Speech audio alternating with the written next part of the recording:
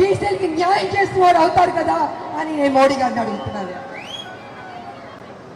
ఇది కాకుండా మళ్ళీ ఒక మెలిగి పెడుతున్నారు ఏంటంటే, పార్లమెంట్లో ఒకవేళ బీసీ బిల్లు 42% బీసీ బిల్లు తీసుకొచ్చి ఆమోదం పొందితే న్యాయపరమైన చిక్కులు వస్తాయని అంటున్నారు.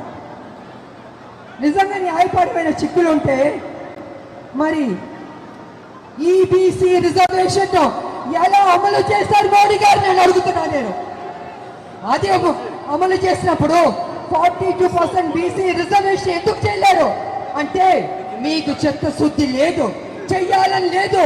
మీరు బీసీ చెప్పుకుంటారు, ఇవాళ నడి రోడ్డున మీ హైదరాబాద్ కాదు ఢిల్లీలో మా బీసీలకి న్యాయం చేయడానికి గొంతెత్తి అరుస్తుంటే పట్టించుకోరా మోడీ గారు?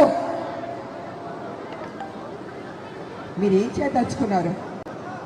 మీరు బీసీలకి న్యాయం చేస్తారా లేదా అని ఇప్పుడు తెలిసిపోద్ది.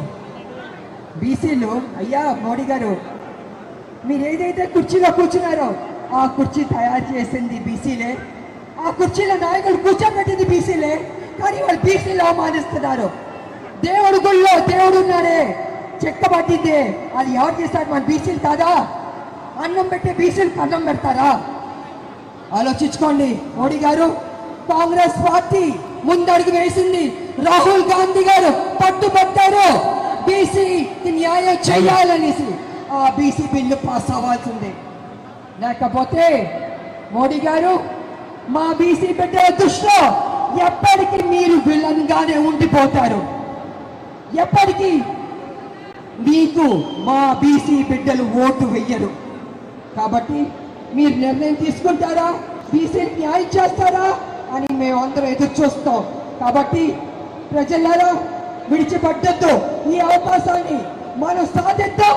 తెలంగాణ సాధించినట్టే బీసీ 42% రిజర్వేషన్ కూడా సాధిద్దామని తెలియజేసుకుంటూ జై కాంగ్రెస్.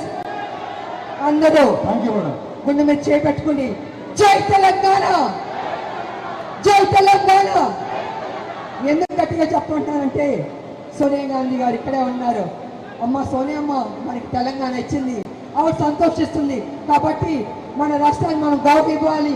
గుండె మీద చేపెట్టుకుని జై తెలంగాణ, జై తెలంగాణ, జై కాంగ్రెస్. Thank you. మరొకసారి ప్రణతి